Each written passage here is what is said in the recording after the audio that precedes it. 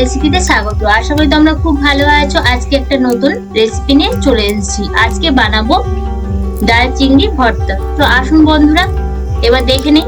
প্রথমে আমি 100 গ্রাম চিংড়ি মাছ নিয়েছি, পরিষ্কার করে ধুয়ে নেব। চিংড়ি মাছের মাথাটা আমি বাদ দিয়ে দিচ্ছি, আর বাকি খোসাগুলোও খুলে নেব। আর নোংরাগুলো ফেলে দিয়েছি। এইভাবে বাকি চিংড়ি মাছগুলো করে নেব।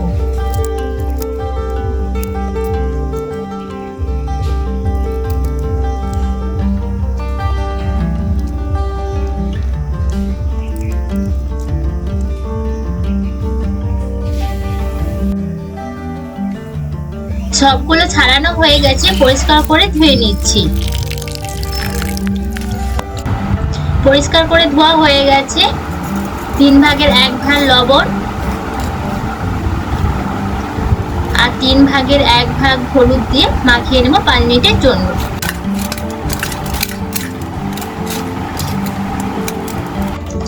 কড়াই বসিয়ে দিয়েছি, গ্যাস অন করে দিলাম।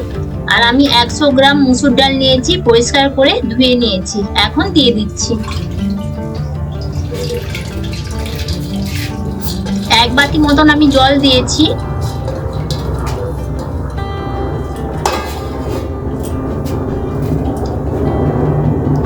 এখন কাঁচা লঙ্কা, কিছু রসুনের কোয়া আর একটা পেঁয়াজ কুচনো দিয়ে দিচ্ছি।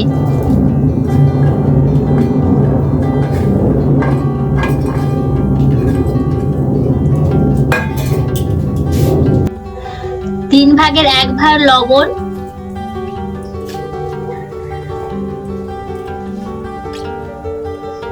আর 3 ভাগের 1 ভাগ হলুদ দিয়ে দিচ্ছি।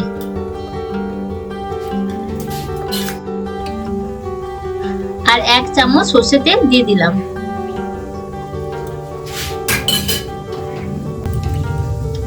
এখন ঢাকনা দিয়ে দিচ্ছি আর গ্যাসের আঁচটা একদম কমিয়ে দিলাম,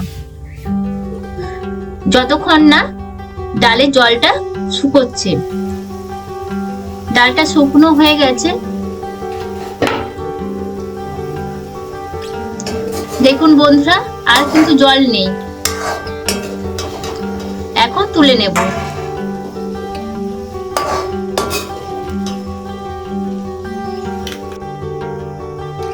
এখন কিছুটা সরষে তেল দিয়ে দেব।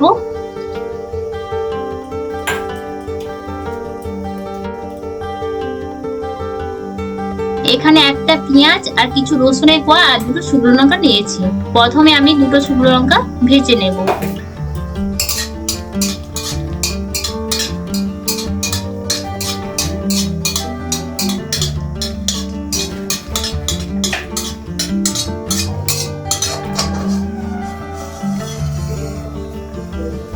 লঙ্কা ভাজা হয়ে গেছে, তুলে নিচ্ছি। কিছুটা লবণ দিয়ে লঙ্কাটাকে আমি মাখিয়ে নেব। এখন চিংড়ি মাছগুলো দিয়ে দেব।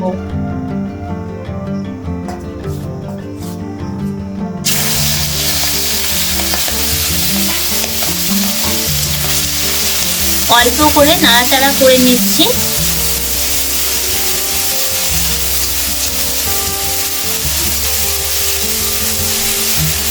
এখন পেঁয়াজ আর রসুন দিয়ে দিচ্ছি। ভালো করে ভেজে নেব। ভাজা হয়ে গেছে, এখন তুলে নেব।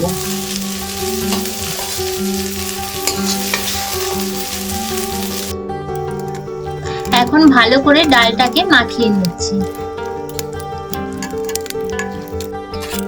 এবার মাছ আর পেঁয়াজ রসুন গুলো ভালো করে ঠেসে নেব। ভালো করে মাখানো হয়ে গেছে।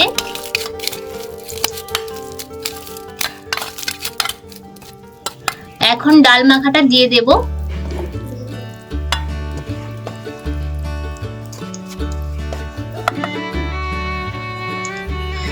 আর কিছুটা ধনেপাতা কুচনো রেখেছি, দিয়ে দিলাম। ভালো করে মিশিয়ে নিচ্ছি। এখন বন্ধুরা, ডাল চিংড়ি ভর্তা তৈরি। গরম ভাত দিয়ে খেতে কিন্তু দারুণ লাগে। অবশ্যই করবেন কিন্তু বন্ধুরা। আর আমার রেসিপিটা ভালো লাগলে প্লিজ লাইক, শেয়ার, কমেন্ট আর সাবস্ক্রাইব করুন। ভালো থাকবেন, সুস্থ থাকবেন। জয় হিন্দ।